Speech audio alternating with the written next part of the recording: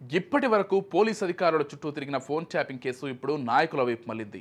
ఏకంగా parliament BJP MP అభ్యర్థి బండి సంజయ్ తన ప్రత్యర్థి కాంగ్రెస్ పార్టీ అభ్యర్థి వెలిచాల రాజేంద్రరావుపై ఘాటు వ్యాఖ్యలు చేసిన నేపథ్యంలో అసలేం జరుగుతోంది అనే దానిపై మరిన్ని వివరాలు మా కరీంనగర్ ప్రతినిధి ఫన్రాజ్ అందిస్తారు. ఇన్నాళ్ళు కేవలం పోలీసు అధికారుల చుట్టే తిరిగినటువంటి ఫోన్ ట్యాపింగ్ వ్యవహారం ప్రస్తుతం రాజకీయ నాయకుల మెడకు చుట్టుకుంటోంది.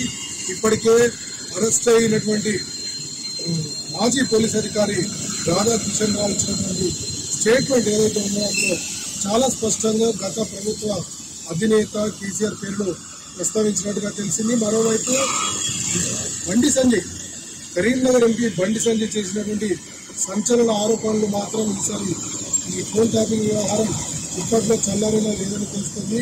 నిజానికి గతంలో అధికారంలో ఉన్నటువంటి బీఆర్ఎస్ ప్రభుత్వం విచ్చలవిడిగా ఫోన్ ట్యాపింగ్ చేసిందని, దాంట్లో తన నెంబరు అలాగే అప్పటి మంత్రి కేసీఆర్ కుటుంబ వ్యక్తినటువంటి హరీష్రావుతో పాటు ఇప్పటి సీఎం రేవంత్ రెడ్డి, ఎందుకంటే రేవంత్ రెడ్డి చాలా యాక్టివ్గా ఉన్నారు, సో తన నెంబర్ని కూడా ట్యాప్ చేసిందంటూ పేర్కోవడం జరిగింది.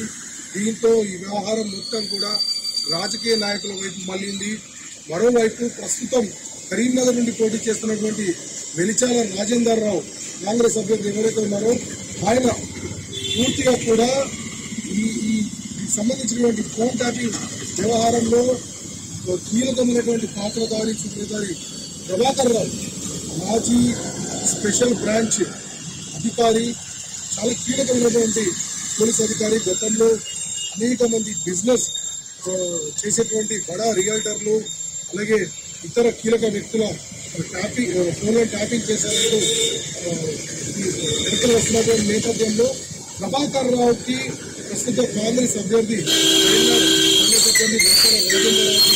ఇద్దరికి కూడా సన్నిహిత సంబంధాలు ఉన్నాయని, వెలిచాల రాజేంద్రరావు బియ్యంకుడు ఎవరైతే ఉన్నారో ఆయన ప్రస్తుతం ఉంటున్నటువంటి ఇల్లు తనదేనని, ఈ బియ్యంకుడికి ప్రభాకర్ రావు ఎవరైతే ఉన్నారో వీరిద్దరు కూడా చాలా దగ్గరి సాన్నిహిత్యం ఉన్నటువంటి వ్యక్తులని, సో వీరి ఆదేశాల మేరకే అంటే ప్రభాకర్ రావు ఇచ్చినటువంటి సూచనల మేరకే ఇప్పటికీ కూడా కాంగ్రెస్లోని అనేక మంది నాయకులకు ఫండింగ్ లభిస్తోందంటూ బండి సంజయ్ సంచలన ఆరోపణ చేశారు.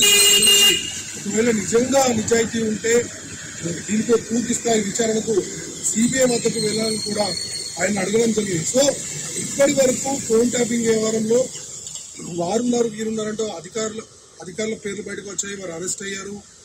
మరోవైపు రాజకీయ నాయకుల పేర్లు వచ్చాయి, కానీ ఇంత ప్రముఖంగా ప్రస్తుతం వినిపిస్తున్నటువంటి పేర్లు ఏవైతే ఉన్నాయో ఇవన్నీ కూడా రాజకీయ కోణాన్ని కూడా బయటపడుతున్నాయి.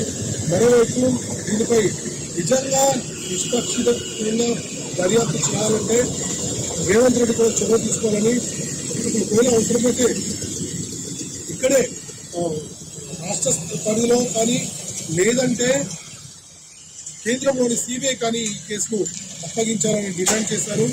ఇంకా దీనిపై వెలిచాల రాజేంద్రరావు కూడా స్పందన అంటే తను రిప్లై ఇచ్చారు, మనకి ఎలాంటి సంబంధం లేదు, ఫోన్ ట్యాపింగ్ సంబంధించినటువంటి అందులో ఉన్నటువంటి కీలక అధికారి ప్రభాకర్ రావు ప్రస్తుతం విదేశాల్లో ఉన్నప్పటికీ కూడా అతనితో ఇంకా ఎలాంటి ఆర్థిక లావాదేవీలు కానీ ఇతర లావాదేవీలు కానీ పరిచయాలు కానీ లేవంటూ పేర్కొనడం జరిగింది.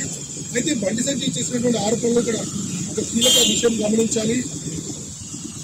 వెలిచాల రాజేంద్రరావుకు టికెట్ ఇచ్చే విషయంలో అటు రేవంత్ రెడ్డికి ఇటు కొండ ప్రభాకర్కి చాలా భేదాభిప్రాయాలు ఉన్నట్టు వార్తలు వెలువడ్డాయి. దీంతో చివరి క్షణం వరకు కూడా సస్పెన్స్ కొనసాగింది.